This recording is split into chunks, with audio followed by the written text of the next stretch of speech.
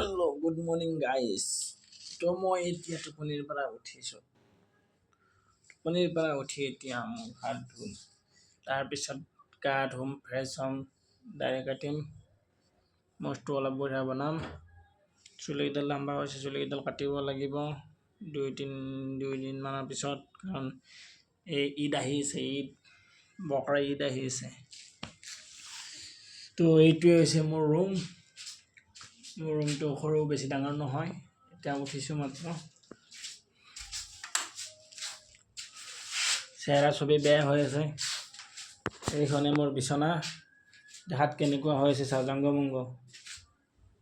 অলপ ঠাণ্ডা ঠাণ্ডা লাগে পাহাৰৰ ওপৰত। তো মই এতিয়া বিচনাখন ঠিক ঠাক কৰিম অলপ।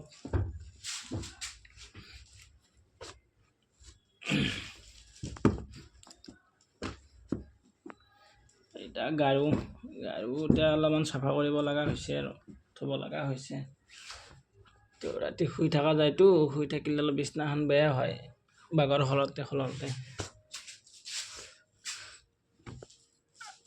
এইয়া দেখিলা। আৰু এখন মোৰ মোবাইল চাৰ্জ দিয়া বৰ্ড, ইয়াতে মোবাইল চাৰ্জ দিওঁ এনেকৈ।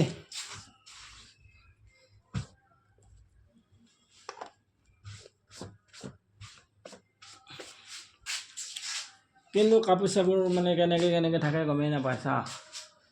এইবিলাক কাপোৰ জম লাগি আছে। আগতে ইয়াতে চব হেঙাৰ আছিলে, মোটামুটি 22ডালমান হেঙাৰ আছিলে। হেঙাৰবিলাক চব লৈ গৈছোঁ, ঘৰত থৈ আহিছোঁ। এতিয়া ইয়াতে 2ডাল আছে আৰু কাপোৰ এনেকৈ তাঁৰ দিছোঁ।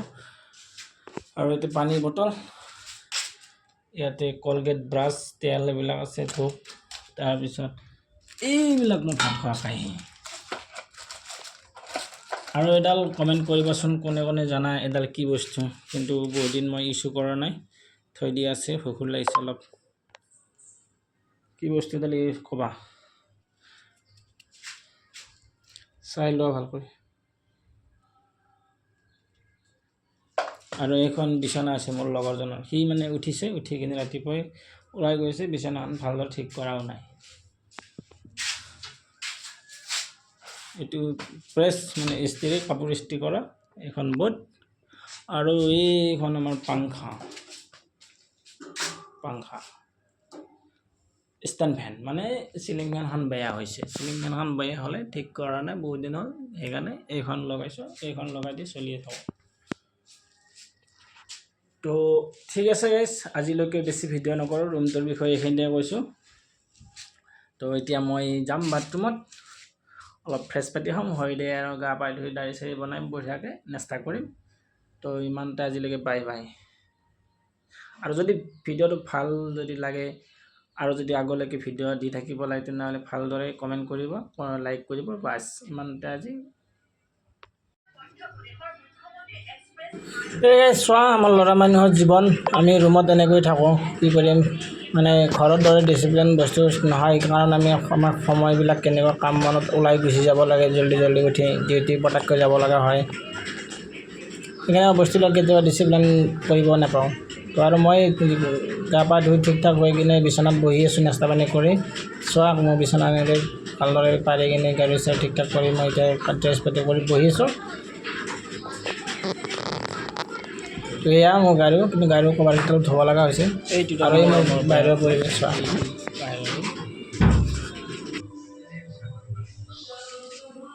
এতিয়া বৰষুণ আহিছে, পুৰা আন্ধাৰ। এতিয়া মানে 8:56 হ'ল, মানে বৰষুণ আহিছে ক'লাকৈ। চাচোন আকাশখন কেনেকৈ। এইডাল কঁঠাল গাছ, কঁঠাল লাগি আছে।